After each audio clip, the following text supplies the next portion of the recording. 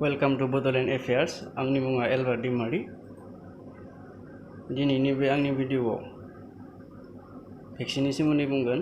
भेक्सिना माबायदि खामानि मावो आरो मबे भेक्सिनखौ लानाया मोजां, बिनि सायाव क्लियारै बुंलांगोन। अन्नानै नोंथांमोना आंनि भिडिअ'खौ जोबजासिम नायलांगोन। भेक्सिन होनब्ला मा? भेक्सिना जाबाय मोनसे टिका होनना बुंनो हायो जों बर' टिका। दा जों बेयाव भेक्सिननि सावगारि नुनो मोनदों। फार्स्टआव फाइजार आरो मडार्ना बे मोननै भेक्सिनखौ आमेरिकाया बाहायगासिनो दङ आरो आमेरिकाया बाहायनानै मुलाम्फा मोनदों। आरो नुनो मोनो स्पुटनिक भि, बे स्पुटनिक भिखौ रासिया बानायनाय, मेड इन रासिया। ओमफ्राय बेयाव कभिसिल्डखौ सेराम इन्सटिटिउट अफ इन्डिया आरो अक्सफर्ड इउनिभारसिटिया लोगो जानानै बानायदों। जोङो भेक्सिननि सोमोन्दै बुंनायनि सिगाङावनो इमिउनिटिखौ बुंग्रोनांगोन। इमिउनिटिया मारै सोमजियो जोंनि देहायाव, बेखौ जों बुंनांगोन। इमिउनिटिया मोननै रोखोमनि थायो। इमिउनिटिया इनेट इमिउनिटि, एक्वायार्ड इमिउनिटि। इनेट माने जोनोमनिफ्राय फैफानाय, एक्वायार्ड माने बानिफ्राय मोननाय। जों बेखौ भेक्सिन हिसाबै सोना लानो हायो, अब्लानो इमिउनिटिया बारायगोन। इमिउनिटिनि ओंथियानो जाबाय रेजिस्टेन्ट, होबथानाय। जोंनि जेसांनो जोंनियाव इमिउनिटि थागोन, एसांनो गैजो, एसांनो जोंनि देहायाव बेमार जानाय नङा। सोरनियावबा खम दोङो, सोरनियावबा बारा दोङो बे इमिउनिटिया। बेखायनो सोरबा थाबैनो बेमार जायो, थाबैनो लोमजायो, थाबैनो जोंनि देहायाव भाइरासा हाबनानै एटेक खालामो जेब्ला इमिउनिटिया जोंनि देहायाव खम थागोन। बे इमिउनिटिया सोरनियावबा खम दोङो, सोरनियावबा बारा दोङो। नाथाय जेब्ला जोङो भेक्सिन सोनानै होगोन, जों भेक्सिन लागोन, अब्ला बे इमिउनिटिया बारायो जोंहा। जेब्ला सोरनियावबा खम दोङोबा, जेब्ला दायो हमनानै ला कर'ना भाइरासनि भेक्सिन बुंगोन आं। कर'ना भाइरासनि भेक्सिनखौ होनाय लोगोनो जोंनियाव इमिउनिटिया बारायगोन। अब्ला इमिउनिटिया बारायोब्ला जोङो कर'ना भाइरासजों दावहा नांनो हागोन, कर'ना भाइरासखौ होबथानो हागोन। भेक्सिनखौ लाखांनायनि उनावनो बेयाव दिन थायो, हमनानै ला हप्तानै, हप्ताथामसोनि उनाव जोंनियाव इमिउनिटिया बारायगोन। आरो इमिउनिटि होनोबा इमिउनिटि मिन्स इमिउनिटिखौनो जोङो एन्टिबडि होनना बुंनो हायो। एन्टिबडिया वाइ शेपनि, बेयाव नुनो मोनो सावगारियाव इमिउनिटि, बेयाव आखाइजों होबथादों बे भाइरासफोरखौ आरो जेनेबा एक्सुवेलि जों बिदि आखाइजों होबथाया, बे सिङावसो थायो, सिङाव थागोन इमिउनिटिया, सिङाव खामानि मावगोन। अब्ला बेयाव खिन्थिजों आखाइजों होबथानाय।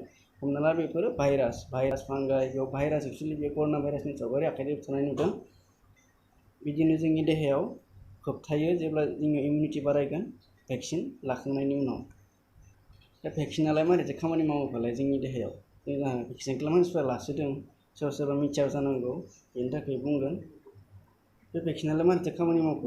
जेब्ला जोंनि देहायाव भेक्सिन सोगोन ना, जेब्ला जोंनि देहायाव भेक्सिन सोनानै होगोन, अब्ला जोंनि देहायाव एन्टिबडि बारायगोन। एन्टिबडि इमिउनिटि बारायनाय लोगोनो जोंनि देहायाव बेमार जानायनि चान्सआ खम थागोन। बेयाव नुनो मोनदों वाइ शेपनि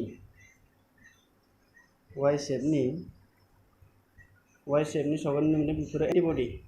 बे एन्टिबडिया जेब्ला जोंनि देहायाव बारायगोन, अब्ला बियो भाइरास पाथ'जेन्सफोरजों दावहा नांनो हागोन। पाथ'जेन्सखौनो भाइरासाव गोग्लैबाय। पाथ'जेन्सआ भाइरास, बेक्टेरिया, फांगाय, पारासाइट्स, बेफोरो गोग्लैबाय। बेफोर दावहा नांनो हागोन। जेसेबांनो जोंनियाव एन्टिबडि सोमजिगोन, इमिउनिटि जागोन बारा, जेसेबांनो दावहा नांनो हागोन आरो बेमारा जानाय नङा।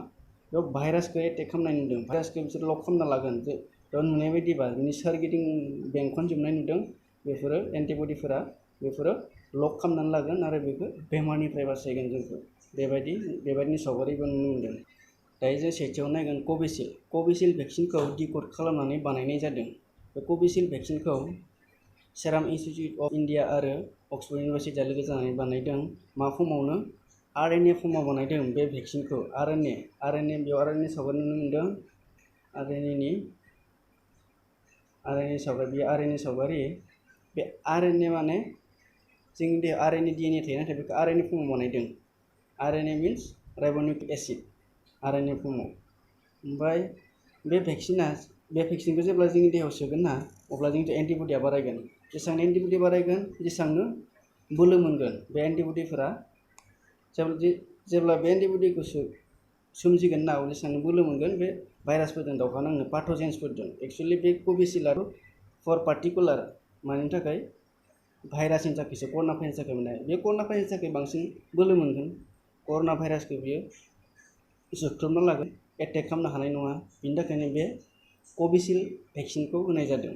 बे कभिसिल्ड भेक्सिनखौ लानायनिबो मोनसे प्रसेस दङ बुंनो थाङोबा जेब्ला फार्स्ट द'जखौ लाबाय फार्स्ट द'जखौ लाखांनायनि उनाव सेकेन्ड द'जखौ 40 to 56 साननि उनावसो लानांगौ अब्लानिया 80% लागि जोंनि देहायाव खामानि मावगोन हमना ला 28 डेजनि उनाव लाबोला सेकेन्ड द'जखौ 54 ल'सो होगोन बेखायनो 40 to 56 साननि उनाव लायोब्ला 80% जोंनि देहायाव खामानि मावगोन एन्टिबडिया गोबां सोमजिनो हागोन आरो कर'नाखौ जोङो होबथानो हागोन। नेक्स्टआव दङ क'भेक्सिन इन्डिया दिहुननाय भारतआ दिहुननाय मोनसे भेक्सिन बे भेक्सिना मानो बे भेक्सिनखौ मारै बानायनाय होनोब्ला गोथां भाइरासफोरखौनो लोरबां खालामनानै भेक्सिन बनायदों बे भेक्सिनखौ बनायनानै मानसिनाव सोना होदों गोथां भाइरासखौनो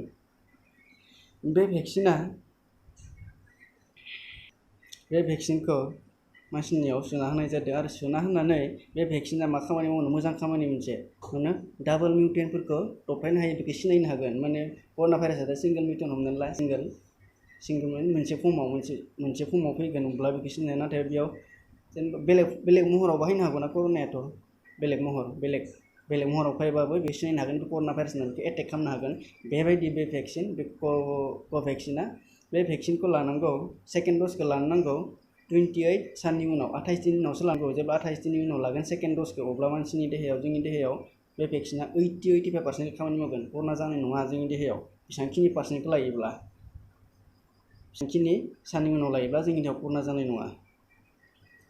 बेयाव दङ स्पुटनिक भि बे स्पुटनिक भिखौ रासिया बानायनाय बे स्पुटनिक भिखौ रासिया बानायदों बे मोनसे भेक्सिन बे भेक्सिना सिगां दिहुनजानाय भेक्सिन बुहुमाव सिगां फैजेननाय रासिया दिहुननाय बे भेक्सिनखौ गुबुन मोननै भाइरासफोरखौ लानानै लोरबां खालामनानै दिहुननाय जादों बेखौ मानसिनियाव सोना होदों आरो बे भेक्सिना मानो सेकेन्ड द'जखौ जेब्ला 21 साननि उनाव लागोन अब्ला 91%आनो जोंनि देहायाव खामानि मावगोन कर'ना जानायनि चान्सआ 9% थाहैबाय अब्ला बे भेक्सिना मोजां जों बेयावनो नुनो मोन्दों नाथायबा बे भेक्सिननि मोनसे डिमेरिट्स दङ बे भेक्सिनखौ जे फार्स्ट द'जखौ जि लाबाय सेकेन्ड द'जआ बेलेग दावाइ नांगोन बै मोननै भेक्सिना जेब्ला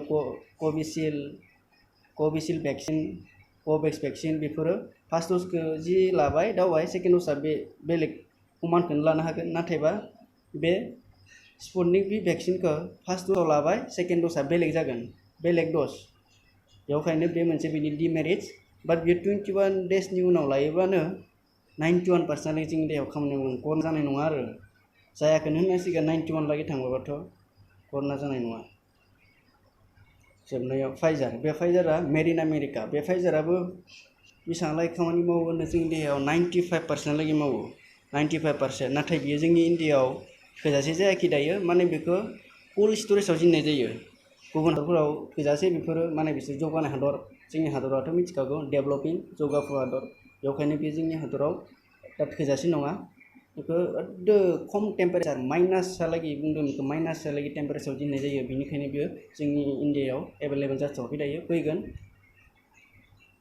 दा बे आं बुंलांनाय भेक्सिन बे मोनथाम vaccine Covishield vaccine Covax vaccine Sputnik V vaccine बेनि गेजेराव नोंथांमोना बबेखौ मोजां मोनो लानो हागोन बेखौ लानानै नोंथांमोना गावनि लाइफखौ जेन रिस्कियाव खोलैया बेमारनिफ्राय बासायनो हागोन 80-90% जोंनि देहाखौ बासायनो हागोन जों लानायानो मोजां जों लानानै जोंनि देहाखौ बासायनो हागोन बेलेगफोरनि बुंनायखौ खोनासंनो नाङा नोंथांमोना फरायनो रोङो आं बुंनायखौ खोनासं माबायदि बुंदों जोंनि इन्डियायाव 17 लाख मानसिफोरनो बे भेक्सिनखौ होदोंमोन बे होनायनि उनाव अनलि 6000 मानसिनियावल' बे पजिटिभा फैफिनदों अब्ला बेसेबां मानसियानो बासायनो हादों नोंथांमोना साननो हागोन 17 लाखनिफ्राय 6000आल' पजिटिभ फैफिनदों बिदिबाथ' जोंबो लानाया मोजां जों गासिबो बे भेक्सिनखौ लानांगौ आरो लानानै जों मालायनि जिउखौबो होबथानो हागोन।